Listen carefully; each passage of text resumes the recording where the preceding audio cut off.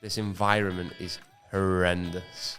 So I think my first objective is to get my child out of the country. Are you gonna give me a car? Yes. No problem. It's crazy. No problem. Oh. You can hear many different things out there in the world about what Saudi Arabia is like, and we didn't know how to imagine our trip would be. Right. We've been pretty open about this. We were nervous. We didn't know what to expect. I've traveled to over 50 countries. I think the Middle East, specifically Saudi, is a complete polar opposite of, for example, California. But I could walk around at night with $1 million on my head and nobody would touch me. I love Arabic people because when I go to Arabic countries, they're all very loving, they're all very nice, they're all respect. Belakangan ini, semakin banyak fakta menarik tentang fenomena sosial di negara-negara Muslim yang diangkat oleh para travel blogger dan influencer, khususnya dari negara-negara Barat. Yang mengejutkan, hampir seluruh pengalaman yang mereka bagikan justru bernada positif. Ketertarikan mereka berawal dari rasa penasaran, ingin membuktikan sendiri apakah gambaran negatif yang selama ini mereka dengar dari media arus utama benar adanya. Namun, ketika mereka benar-benar menginjakkan kaki dan tinggal beberapa waktu di sana, kenyataan yang mereka temui justru bertolak belakang. Alih-alih menemukan kekakuan atau keterbelakangan seperti yang sering digambarkan, mereka menyaksikan keramahan, keteraturan sosial, dan nilai-nilai kehidupan yang menginspirasi. I think I'm gonna have to adjust my expectations of Saudi Arabia. Okay. Because before we came here, we've been pretty open about this. We were nervous. We didn't know what to expect. You can hear many different things out there in the world about what Saudi Arabia is like, and we didn't know how to imagine our trip would be. Right. And even today, first time going to the beach, we didn't know what to expect. That's right. A little bit nervous to some degree. But day after day, we are having good experiences and good memories, and we are meeting some of the most hospitable people ever. That's right. So, to be clear, we will do some more first time ever coming up on this trip, including tomorrow when we go to Medina. Perbedaan budaya antara dunia barat yang cenderung liberal dengan nilai-nilai sosial di negara-negara Muslim, khususnya di kawasan Timur Tengah, menjadi sorotan tersendiri. Tak sedikit warga barat yang akhirnya mempertimbangkan untuk berpindah dan menetap di lingkungan mayoritas Muslim, terutama demi masa depan anak-anak mereka. Salah satu contohnya adalah Cam Isti, seorang pengusaha muda sukses asal Inggris. Ia tumbuh dalam budaya barat yang menjunjung tinggi kebebasan dan individualisme. Namun, ketika menjadi seorang ayah, Cam mulai mempertanyakan nilai-nilai yang selama ini mengelilinginya. Ia tak lagi mencari kebebasan tanpa batas atau modernitas yang tak memiliki arah. Justru ia menoleh ke timur, ke komunitas Muslim. Di sana ia menemukan sesuatu yang selama ini ia cari, bukan sekadar agama, tetapi cara hidup yang penuh penghormatan, pengendalian diri, dan kepedulian sosial yang mendalam. Having a child, I am very worried. I'm very worried of what I say, what I do in front of them, how I act, being a good person. I want to be the best person I can be, but I just want to make sure that when that kid grows up, it's not about money. It's just about enjoying life. It's about finding purpose of why you want to do it. Mine was helping people. Mine was helping people and being happy and living in another country where, like, you don't, like, when you go to another country, it's completely different. Like, I love Arabic people because when I go to Arabic countries, they're all very loving, they're all very nice, they're all Respect. yeah, they're all like, "Hi, sir, how are you doing?" And over here, it's I think I drove 2.5 hours to get here today, and the amount of people that shouting at me, sticking a up at me, and I'm thinking, I do not want my child to grow up in this. This environment is horrendous. So I think my first objective is to get my child out of the country, to another country, and to show them.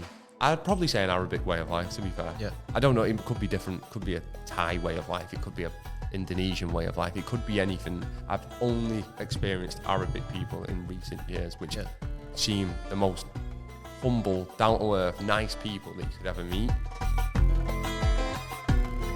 Hal serupa juga dirasakan oleh David Henry, seorang binaragawan asal Texas, Amerika Serikat. ia memutuskan untuk menetap di negara mayoritas Muslim karena merasa lingkungan tempat asalnya tak lagi ideal untuk membesarkan anak.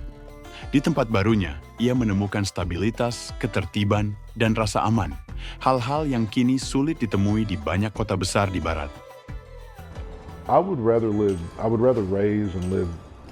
my kid and live in Saudi more than the United States, because people here they're more emotional, they're a lot nicer. I can let my son play in a park here, run around the Jean Walk if he wants to. I don't have to worry about it as much as I would as if I'm back at home in Texas when I live a block from a park. I can't take my eyes off my son because I don't know what's going to happen to him.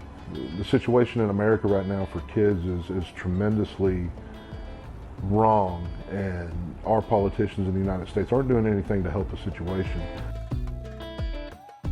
Negara-negara seperti Arab Saudi, Uni Emirat Arab, dan Qatar dikenal memiliki tingkat kriminalitas yang rendah, berkat penerapan hukum yang tegas dan sistem sosial yang kuat.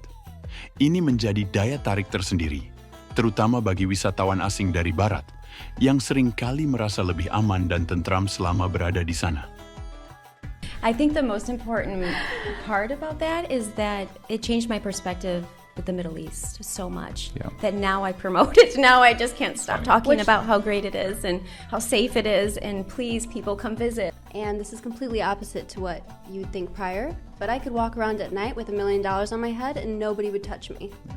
I've traveled to over 50 countries. And out of everywhere in the world that I have been, Saudi Arabia is the safest country to travel to and within as a woman. I think the Middle East, specifically Saudi, is a complete polar opposite of, for example, California. I mean, you're coming to a place where we're very free and you could walk around in your bikini down Hollywood Boulevard and nobody would even look at you strange. And you come here where women are sometimes entirely covered, you don't even see their eyes. And they will come to you and speak to you with so much happiness, and even if you only speak a little bit of the language or none at all, the universal language is love, and you've never, ever, ever lack any of that feeling when you're here. And I think that's what Saudi has made us feel at home, and that's the difference. It's not just about the beauty, it's not just about a cool new place, like we've traveled to so many countries, but this place really makes you feel like it's your home, where I didn't even get that feeling where I'm from in the US. Selain rasa aman dan nilai-nilai sosial yang kuat, banyak dari mereka juga menemukan makna hidup yang lebih mendalam selama berada di negara-negara Muslim. Minimnya tekanan budaya materialistik, prioritas terhadap waktu bersama keluarga, dan suasana spiritual yang terasa dalam keseharian membuat hidup terasa lebih seimbang dan damai.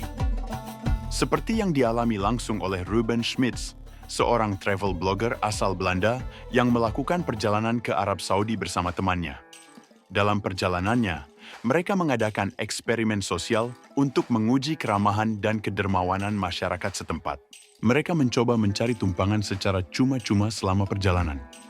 Hasilnya, apa yang Schmitz alami ternyata jauh melampaui ekspektasi, sampai ia terharu meneteskan air mata karena kebaikan yang diterimanya melebihi dari materi apapun di dunia ini. I didn't know exactly what to expect when coming to Saudi, but the kindness has been overwhelming. It's been incredible. This is car. Before, I'll give you a car, you'll go to no problem. Are you gonna give me a car? Yes. No problem. Wait, No, what? no. No. You cannot give me a car. Wait, is he actually giving us a car? Hang on. Driver? I drive. You're gonna drive? Drive us to Riyadh. Wait. It's crazy. No problem. Oh. He told me yesterday money is not important to him. It's just a tool to make others happy. That's what he told me. And he's using it to give us everything we need.